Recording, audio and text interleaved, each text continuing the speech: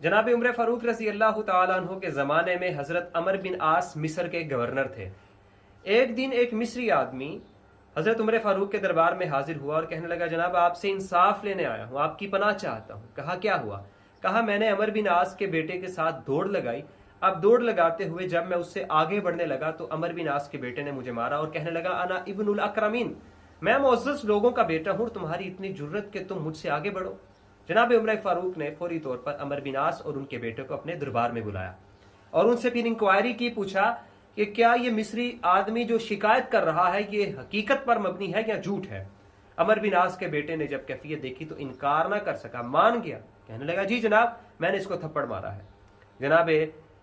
عمر فاروق رضی اللہ تعالی عنہ نے اس مصری کو کہا کہ تم بھی اس کو تھپڑ مارو۔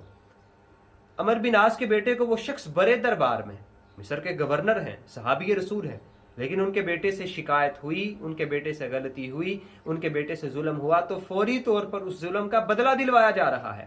عمر بن عاص کے بیٹے کو ان کے سامنے، سارے درباریوں کے سامنے، سارے لوگوں کے سامنے وہ مصری آدمی عمر بن عاص کے بیٹے کو تھپڑ مار رہا ہے۔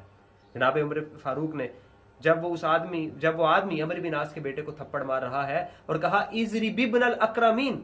معزز لوگوں کا بیٹا بنتا تھا یہ، اس کو مارو تاکہ اس کو اپنی حیثیت کا اندازہ ہو، اور آپ نے پھر اس آدمی کو کہا کہ عمر بن عاص کو بھی مارو، اور اس نے عمر بن عاص کے بوڑھے سر پر جب تھپڑ لگایا تو جناب عمر فاروق عمر بن عاص سے پوچھنے لگے متا استعبدتم الناس وقد والدتهم امہاتهم احرارا، تم نے لوگوں کو کب سے غلام بنا رکھا ہے، حالانکہ ان کی ماں نے انہیں آزاد جنا تھا۔ تو یہ کیفیت تھی حقوق انسانی کی جناب عمر فاروق کے دور میں، اور یہ حیثیت اور یہ ویلیو اور قدر و قیمت تھی ایک عام شہری کی جناب عمر فاروق رضی اللہ تعالیٰ عنہ کے زمانے میں۔